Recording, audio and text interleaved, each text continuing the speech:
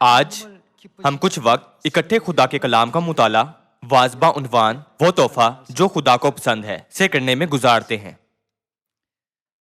آپ سب کسی بھی طرح سے کیا آپ جانتے ہیں کہ آپ کے والدین کو سب سے زیادہ کیا پسند ہے؟ والدین کے دن پر جب لوگ اپنے والدین سے پوچھتے ہیں آپ کس قسم کا تحفہ پسند کریں گے کہ میں آپ کو دوں، تو والدین کی اکثریت مذاق میں جواب دیتی ہے نقدی کا تحفہ کسی اور تحفے کی نسبت بہتر ہے۔ اگرچہ والدین ایسا مذاق سے کہتے ہیں، لیکن ان کا جواب دنیاوی لحاظ سے عملی لگتا ہے۔ تاہم سچ یہ ہے کہ والدین کے لیے عظیم ترین تحفہ ان کے بچے ہوتے ہیں۔ تمہاری پیدائش میرے لیے عظیم ترین تحفہ ہے۔ جب والدین اپنے بچوں کو دیکھتے ہیں تو تمام والدین کے دلوں کی گہرائیوں میں وہ ہمیشہ اپنے بچوں کے لیے ایسے احساسات رکھتے ہیں۔ میرے خیال سے ہمارے آسمانی والدین کے دل ہمارے جسمانی والدین کے دلوں سے کسی طرح بھی مختلف نہیں ہوں گے۔ تو پھر خدا کو سب سے زیادہ کون سا تحفہ پسند ہے؟ آپ سب ہمیں اس کے بارے میں سوچنے کے لیے ایک لمحہ لینا چاہیے۔ کیا ہمیں نہیں چاہیے؟ بعض لوگ سوچتے ہیں کیا مجھے اپنے والدین کو پھول دینے چاہیے، یا مجھے انہیں کیک دینا چاہیے، یا مجھے انہیں اچھے سے کپڑے دینے چاہیے۔ میں نے سنا ہے کہ اکثر لوگ ڈاواڈول رہتے ہیں کہ اپنے والدین کو کیا دیں۔ مادی اشیاء اہم ہوتی ہیں، تاہم میرے خیال سے والدین مادی اشیاء کی نسبت اس محبت سے جو بچوں کی اپنے والدین کے لیے ہوتی ہے وہ زیادہ خوش ہوں گے۔ بچوں کو چاہیے کہ وہ اکثر اپنے والدین کو کال کریں کہ وہ کیسے ہیں اور ان کی صحت کیسی ہے۔ دراصل زیادہ تر ماہرین تجویز کرتے ہیں کہ بچوں کو اپنے والدین سے زیادہ کہنا چاہیے کہ I miss you اور I love you۔ I miss you اور I love you۔ ماہرین کہتے ہیں کہ ان لفظوں کو اکثر ہی اپنے والدین کو کہتے رہنے سے وہ ذہنی اور جذباتی طور پر خوش ہوتے ہیں۔ وہ جن کے والدین خدا کی گود میں جا چکے ہیں، کیا ہمارے روحانی باپ اور ماں نہیں ہیں؟ میں آپ سے کہتا ہوں کہ یہ جانتے ہوئے کہ ہمارے آسمانی والدین ہیں اپنے دلوں میں تسلی رکھیں۔ آج واضح عنوان وہ تحفہ جو خدا کو پسند ہے سے ہم کتاب مقدس کھولتے ہیں۔ وہ کیا ہے جو خدا باپ اور خدا ماں کو پسند ہے؟ ہم افسیوں باب 5 سے دیکھتے ہیں۔ ہم افسیوں باب 5 آیت 8 دیکھتے ہیں۔ باب 5 آیت 8 میں یہ کہا گیا ہے کہ کیونکہ تم پہلے تاریکی تھے مگر اب خداوند میں نور ہو، بس نور کے فرزندوں کی طرح چلو، اس لیے کہ نور کا پھل ہر طرح کی نیکی اور راست بازی اور سچائی ہے، اور تجربے سے معلوم کرتے رہو کہ خداوند کو کیا پسند ہے۔ خدا کو کیا پسند ہوگا ہمیں معلوم کرنا چاہیے اور کتاب مقدس سے اس کی تصدیق کرنی چاہیے۔ معلوم کرتے رہو کہ خدا کو کیا پسند ہے۔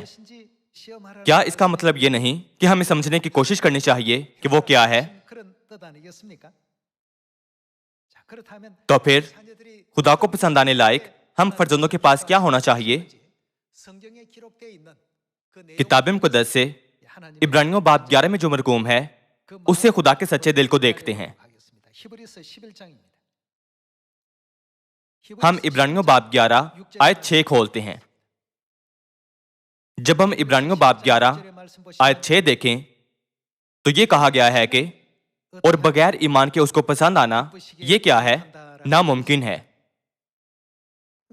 آخر کار کیا ہم سوچنے نہیں لگتے کہ ہم چاہے جو بھی کریں وہ ایمان سے کرنا چاہیے تاکہ وہ ہمارے آسمانی والدین کو پسند آئے؟ بغیر ایمان کے خدا کو پسند آنا ناممکن ہے۔ دوسرے الفاظ میں کیا اس کا مطلب یہ نہیں کہ جب خدا اپنے ایماندار فرزندوں پر نگاہ کرتے ہیں تو وہ ہمیشہ انہیں پسند کرتے ہیں؟ ہم لوکا باب 15 کی طرف جاتے ہیں۔ لوکا باب 15 آیت 1 سے دیکھتے ہیں۔ لوکا باب 15 آیت 1 میں یہ کہا گیا ہے کہ सब महसूल लेने वाले और गुनाहगार उसके पास आते थे ताकि उसकी बातें सुने। और फरीसी और फकिया बुड़बुड़ाकर कहने लगे कि ये आदमी गुनाहगारों से मिलता और उनके साथ खाना खाता है। उसने उनसे ये तमसील कही कि तुम में कौन ऐसा आदमी है जिसके पास 100 भेड़ें हों और उनमें से एक खो जाए, तुम 99 को बियाबान में छोड़कर उस खोई हुई को जब तक मिल ना जाए ढूंढता न रहे।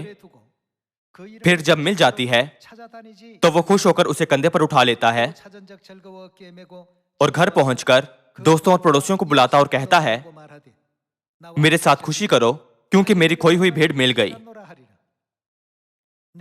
मैं तुमसे कहता हूं कि इसी तरह 99 रास्तबाजों की निस्बत जो तौबा की हाजत नहीं रखते, एक तौबा करने वाले गुनाहगार के बायस आसमान पर ज्यादा खुशी होगी। इस लम्हे पर हम वो मंजर देख सकते हैं जो खुदा को पसंद है। किताब मुक़द्दस कहती है, जब एक खोया हुआ गुनाहगार तौबा करता और खुदा को लौटता है तो ये खुदा को पसंद है।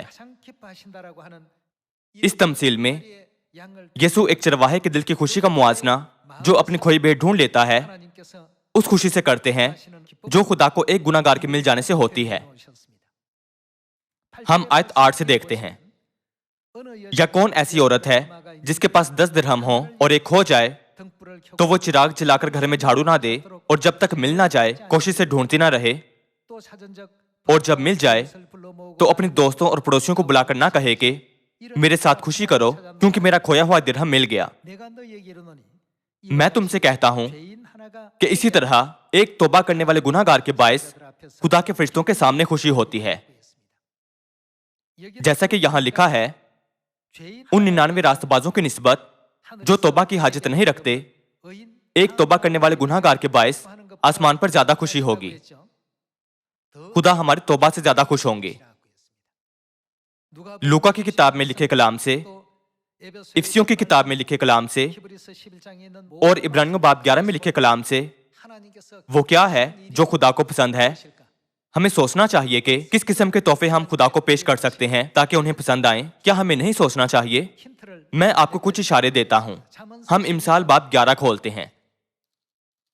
ये जाने बगैर कि हमारे वालिदैन को क्या पसंद है या वो किस चीज से खुश होते हैं, हमें उन्हें यूं ही कोई तोहफा नहीं दे देना चाहिए। हमें जानना चाहिए कि उन्हें सबसे ज्यादा क्या पसंद है या वो ज्यादा किस चीज से खुश होते हैं। हम इमसाल बाब 11 आयत 20 से देखते हैं, कच दिलों से खुदावंत को नफरत है लेकिन कामिल रफ्तार उसकी खुदा के क्या है?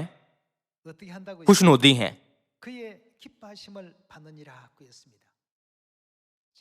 खुदा को ईमानदार लोग पसंद हैं। खुदा को कामिल रफ्तार लोग पसंद हैं। वो उन खोए हुए गुनाहगारों से खुश होते हैं जब वो तौबा करते और उनके पास वापस आते हैं। किताब मुक़द्दस से खुदा हमें आगाह करते हैं कि उन्हें ये 3 चीजें पसंद हैं। मैं आपको एक और इशारा देता हूं। हमारे आसमानी वालिदैन को क्या पसंद है? हम यिर्मयाह की किताब का 9वां बाब खोलते हैं। हम यिर्मयाह बाब 9 आयत 23 देखते हैं। बाब 9 आयत 23 में ये कहा गया है कि खुदावंद यूं फरमाता है कि न साहिब हिकमत अपनी हिकमत पर और न कवि अपनी कुव्वत पर और न मालदार अपने माल पर फखर करे, लेकिन जो फखर करता है इस पर फखर करे कि वो समझता और मुझे जानता है कि मैं ही खुदावंद हूं जो दुनिया में शफकत व अदल और रास्तबाजी को अमल में लाता हूं, क्योंकि मेरी खुशनुदी इन्हीं बातों में है, खुदावंद फरमाता है।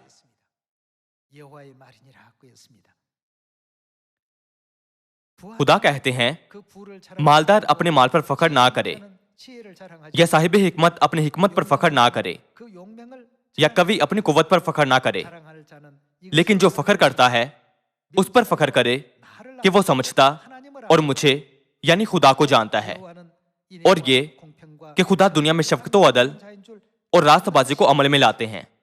खुदा कहते हैं, मेरी खुशनुदी इन्हीं में है। खुदा गुनाहगारों की तौबा को पसंद करते हैं, ईमानदारों को पसंद करते हैं, उन्हें जो कामिल रफ्तार हैं और उन्हें जो खुदा पर फख्र करते हैं। जब हम इन पर गौर से नजर करें तो इन सब का नतीजा एक ही है। یہ سب چیزیں کیسے تکمیل پا سکتی ہیں؟ ہمیں کیا کرنا چاہیے؟ ہمیں کھوئے ہوئے گناہگاروں کو توبہ کی طرف لانے کے لیے کیا کرنا چاہیے؟ ہمیں منادی کرنی چاہیے۔ کتاب مقدس میں یہ لکھا ہے کہ خدا ایمانداروں سے خوش ہوتے ہیں۔ کیا بغیر ایمان کے منادی تکمیل پا سکتی ہے؟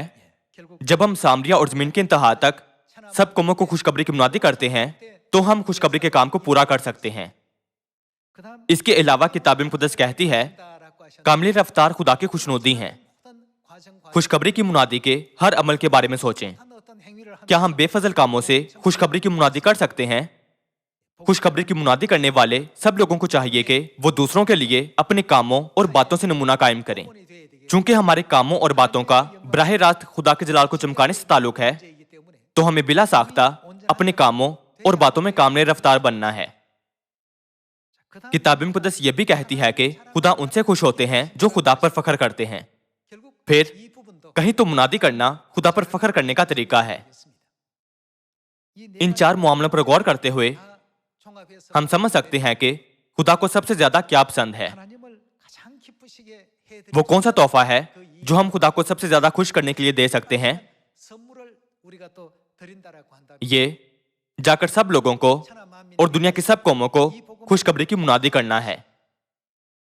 خوشخبری کی منادی کا خاص کام انجام دینا ہی ہمارے لیے ان سب کاموں کی تکمیل کرنا ہے جو خدا کو پسند ہیں۔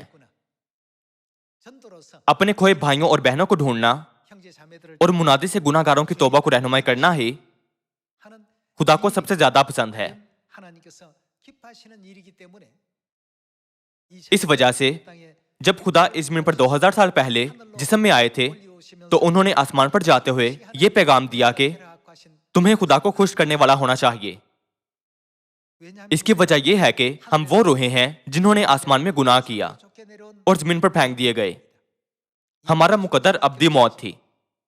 ہم ایسے مقام پر تھے جہاں ہمارے پاس موت کے علاوہ کوئی چارہ نہیں تھا۔ خدا ہمارے لیے اس زمین پر آئے اور ہمارے زندہ رہنے کے لیے راہ کھولی۔ انہوں نے ہماری خطاؤں کے سبب صلیب پر اپنا خون بہایا اور کفارے کی قربانی بنے۔ یوں انہوں نے ہمیں ہمارے تمام گناہوں اور خطاؤں سے خلاصی دلا کر آزاد کروایا۔ کیا انہوں نے نہیں کیا تھا؟ ایسا کرنے کے بعد انہوں نے اپنے فرزندوں کو ایک پیغام دیا اور ان سے کہا کہ خدا کو پسند آنے لائق خدا کے فرزند بنو۔ خدا کے فرزند بنو جو خدا کو وہ تحفہ دے سکتے ہیں جو انہیں سب سے زیادہ پسند ہے۔ ہم اس بات کی تصدیق متی باب 28 میں درج منظر سے کرتے ہیں۔ ہم متی باب 28 آیت 18 سے دیکھتے ہیں۔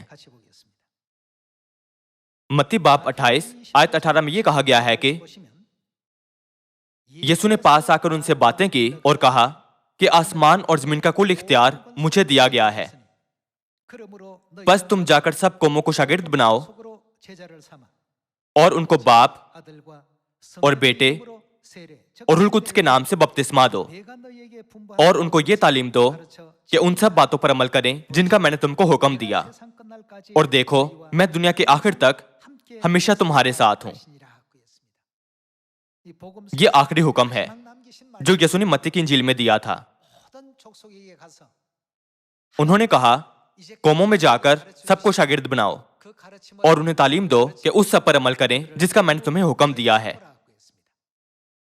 اس آخری حکم کی تعمیل کے لیے ہمیں کیا کرنا چاہیے؟ اسے پورا کرنے کے لیے ہمیں سب قوموں کے لوگوں کو خوشخبری کی منادی کرنی چاہیے۔ کیا یسوع کی اس تاکید کا یہی مطلب نہیں تھا؟ اگر ہم اس آیت پر غور کریں تو اس کا مطلب یہ ہے کہ جب ہم آسمان کو لوٹیں تو محض خالی ہاتھ نہ جائیں۔ اس کی بجائے ہم میں سے ہر ایک کو خدا کے لیے ایک اچھا تحفہ لانا چاہیے جنہوں نے ہمارے گناہ معاف کیے ہیں۔ یہ اچھا تحفہ کیا ہے؟ گناہگاروں کی توبہ کو رہنمائی کرنا اور اکٹھے آسمان کی بادشاہی میں جانا۔ ان کی آخری تاکید کا یہی مفہوم ہے۔ خدا نے ہمیں یہ نہیں کہا کہ صرف خاص جگہوں پر خوشخبری کی منادی کریں۔ خدا نے ہمیں کہاں جانے کو کہا ہے؟ انہوں نے ہمیں کہا کہ سب قوموں میں جاؤ۔ خدا ہمیں دنیا کے تمام لوگوں کے پاس جانے اور ان کو زندگی کی خوشخبری کی منادی کرنے کو کہتے ہیں۔ انہیں آگاہ کرو کہ آسمان کی بادشاہی یعنی خدا موجود ہیں، اور یہ کہ ہم وہ فرشتے ہیں جو آسمان کی ابدی بادشاہی سے اس زمین پر ڈالے گئے تھے۔ खुदा हमें उन्हें ये बताने को कहते हैं कि जब इस जमीन पर जिंदगी तमाम होती है तो वो जगह जहां हम लौटेंगे आसमान में हमारा अब्दी घर है। इस जमीन पर जिंदगी आसान नहीं है, बाज़ोकात ये दुश्वार होती है और बाज़ोकात तकलीफदेह होती है। बहुत सी मुख्तलिफ बीमारियां और माली मसाइल होते हैं। अगरचे हर फर्द को बहुत सी मुश्किलात का सामना करना पड़ता है, लेकिन खुदा हमें ये ना भूलने के लिए कहते हैं कि हमारा अब्दी घर है कि जहां हमें लौटना है और इस जमीन पर थोड़ी देर के लिए ऐसी जिंदगियां बर्दाश्त करनी है। हमें इस जमीन पर अपनी जिंदगी बेमानी तौर पर नहीं गुजारनी चाहिए। हमें खुदा की इस अजीब मर्जी को सही तौर पर समझना और पहचानना चाहिए ताकि हम जान सकें कि हम इस जमीन पर क्यों हैं और हमें यहां रहते हुए किसके लिए जीना है। यीशु ने हमें यह भी बताया कि जब हम अपने आसमानी वालिदैन के पास लौटें तो अपनी शुक्रगुजारी का इजहार करें जिन्होंने हमारे संगीन गुनाह माफ किए हैं। हमें कैसे अपनी शुक्रगुजारी का इजहार करना चाहिए? हमें अपनी खुशी का इजहार वो काम करके करना चाहिए जो खुदा को सबसे ज्यादा पसंद है। आसमान से खो जाने वाले गुनाहगारों की तौबा वो काम है जो खुदा को सबसे ज्यादा पसंद है। क्या किताब मुक़द्दस ये नहीं कहती कि 99 रास्तबाजों की निस्बत जो तौबा की हाजत नहीं रखते, तौबा करने वाले एक गुनाहगार के बायस आसमान पर ज्यादा खुशी होगी? खुदा को यही पसंद है। हमें अपने साथ वो चीज ले जाने के काबिल होना चाहिए जो खुदा को सबसे ज्यादा पसंद है। हमें गुनाहगारों के ताइब दिलों को जमा करने और उन्हें अपने अब्दी आसमानी घर ले जाने के काबिल होना चाहिए। ये इस जमीन पर आखिरी और अजीम तरीन खास काम है जो यीशु ने आसमान पर जाने से पहले खुदा पर ईमान रखने वालों को करने के लिए कहा था। इसलिए किताब मुक़द्दस की 66 किताबों में ये लिखा है कि हमेशा मुस्तैदी से वक्त बे वक्त खुशखबरी के कलाम की मुनादी करो।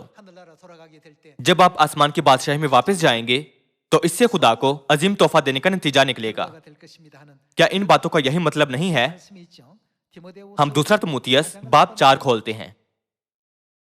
दूसरे तिमुथियुस बाब 4 आयत 1 से देखते हैं। बाब 4 आयत 1 में यह कहा गया है कि खुदा और मसीह यीशु को जो जिंदों और मुर्दों की अदालत करेगा गवाह करके और उसके ज़हूर और बादशाही को याद दिलाकर मैं तुझे ताकीद करता हूं। खुदा हमें क्या करने को कहते हैं? खुदा की बादशाही को याद दिलाकर मैं तुझे ताकीद करता हूं कि तू कलाम की मुनादी कर, वक्त और बेवक्त मुस्तैद रह। एक बार हम पहचान लें और ईमान ले आए कि हम वो फरिश्ते हैं जिन्होंने आसमान में गुनाह किया था और इस जमीन पर फेंक दिए गए थे, तो हमें खुशखबरी के वसीले से एक एक करके तौबा करने के लिए जमीन पर हर एक की मदद करनी चाहिए। यूं जमीन पर हर एक खुदा की तरफ लौट सकता और नए सिरे से पैदा हो सकता है। हमें यूं उन्हें सिखाना और उनकी रहबरी करनी चाहिए। क्या ये सब कुछ खुदा के कलाम और मुनादी के वसीले से मुमकिन नहीं है? किताब मुक़द्दस में यह भी लिखा है कि खुदा को सबसे ज्यादा यही पसंद है। आयत 2 से जारी रखते हैं कि तू कलाम की मुनादी कर, वक्त और बेवक्त मुस्तैद रह, हर तरह के तहम्मुल और तालीम के साथ समझा दे और मलामत और नसीहत कर, क्योंकि ऐसा वक्त आएगा कि लोग सही तालीम की बर्दाश्त ना करेंगे, बल्कि कानों की खुजली के बायस अपनी अपनी ख्वाहिशों के मुआफिक बहुत से उस्ताद बना लेंगे और अपने कानों को हक की तरफ से फेरकर कहानियों पर मतवज्जे होंगे। मगर तू सब बातों में होशियार है, दुख उठा, बशारत का काम अंजाम दे, अपनी खिदमत को पूरा कर। इस जमीन पर हमारी जिंदगी का मकसद क्या है? हमारी जिंदगी का मतलब और फर्ज क्या है जिसे हमें अपनी जिंदगी की मियाद में पूरा करना चाहिए? क्या ये खोई रूहों की रहबरी खुदा की बाहों में वापस लौटने के लिए करना नहीं है? खुदा हमसे चाहते हैं कि हम गुनहगारों की रहनुमाई तौबा को करें और उन्हें बचाएं।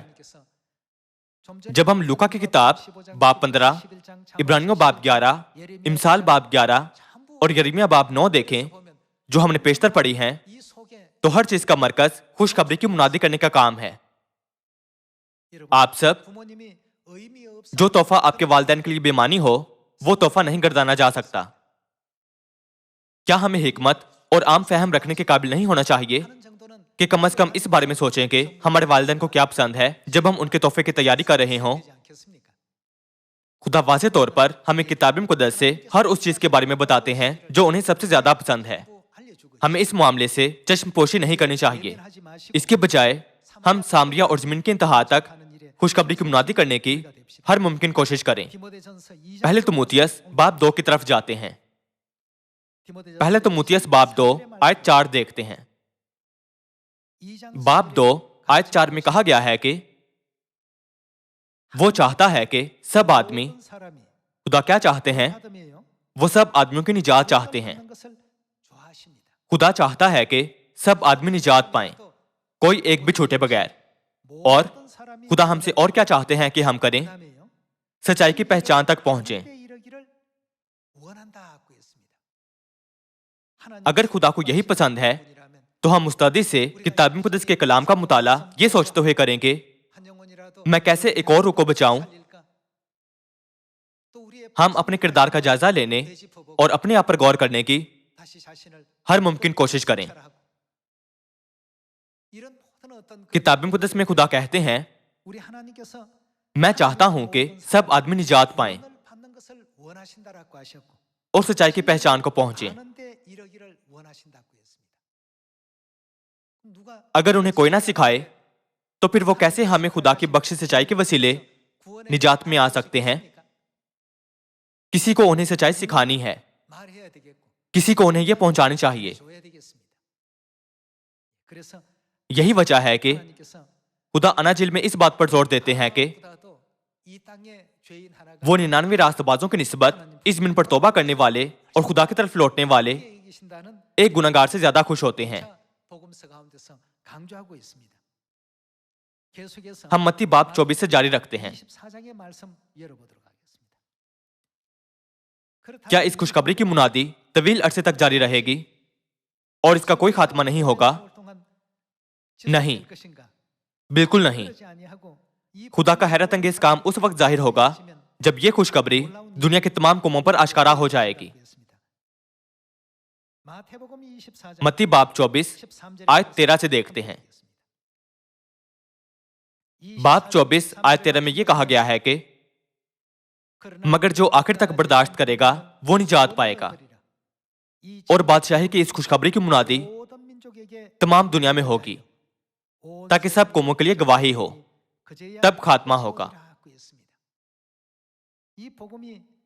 ایک بار اس خوشخبری کی منادی سب قوموں کو ہو جائے تب خدا اعلان کریں گے کہ زمین پر توبہ کرنے کا موقع ختم ہو چکا ہے۔ یہ دن یقیناً آئے گا۔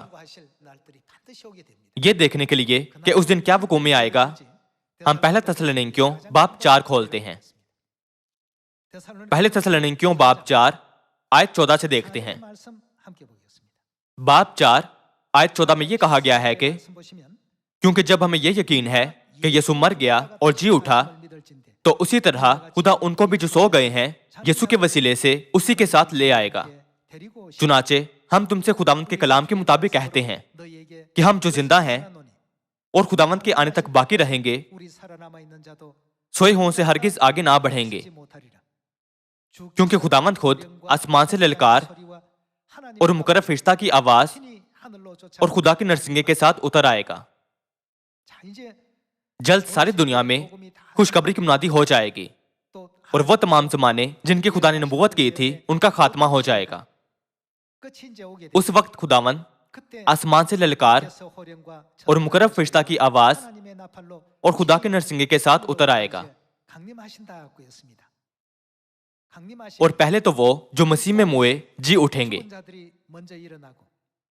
پھر ہم جو زندہ باقی ہوں گے ان کے ساتھ بادلوں پر اٹھائے جائیں گے تاکہ ہوا میں خداوند کا استقبال کریں، اور اس طرح ہمیشہ خداوند کے ساتھ رہیں گے۔ بس تم ان باتوں سے ایک دوسرے کو تسلی دیا کرو۔ اگرچہ ہم خدا کو کچھ تحفے کے طور پر پیش کرنا چاہتے ہوں، پر خدا ہی نے ہمارے لیے یہ آخری جلالی لمحہ تیار کیا ہے۔ آپ کے خیال سے کیا ہمارے چھوٹے تحفے ساری کائنات میں کچھ بڑے گردانے جا سکتے ہیں؟ کیا ان کی کوئی بڑی قدر ہو سکتی ہے؟ ताहम खुदा हमारे तोहफे को पसंद करते हैं और छोटी से छोटी चीज को भी बड़ा मानकर कबूल करते हैं। आप सब हमारे कलीसियाई कैलेंडर पर कायनात की तस्वीर थी। जनवरी से दिसंबर तक हर महीने पर कायनात की तस्वीर लगाई गई थी। क्या ऐसा नहीं? मैं हमेशा सोचता हूं कि जमीन जिस पर हम रहते हैं कायनात से कैसे नजर आती है। ये वाकई गेहूं के दाने की मानी नजर आती है। जब जमीन का मुआवजा दीगर अनगिनत सितारों से किया जाता है तो ये बहुत छोटी सी है कि हम इसका वजूद भी देख नहीं सकते। जब हम सारी कायनात को देखें तो इससे कोई फर्क नहीं पड़ता है कि हम क्या करते हैं और इससे कोई फर्क नहीं पड़ता है कि हम कितने ही रास्तबाज हैं। हमारे अमाल खुदा की नजर में कुछ भी नहीं है। खुदा अपने फर्जंदों के मुखलिसाना दिल और काविशों से खुश होते हैं जो ये सोचकर ऐसी बड़ी कोशिशें करते हैं कि चूंकि खुदा इन बातों से खुश होते हैं तो आओ हम ये रूहानी तोहफे तैयार करें। इससे कोई फर्क नहीं पड़ता कि आप अपने वालिदैन के लिए कपड़े खरीदें, उन्हें फूल दें या उन्हें नकदी का तोहफा दें। वालिदैन फक्त उनसे खुश नहीं होते। क्या आप मुतफिक नहीं हैं?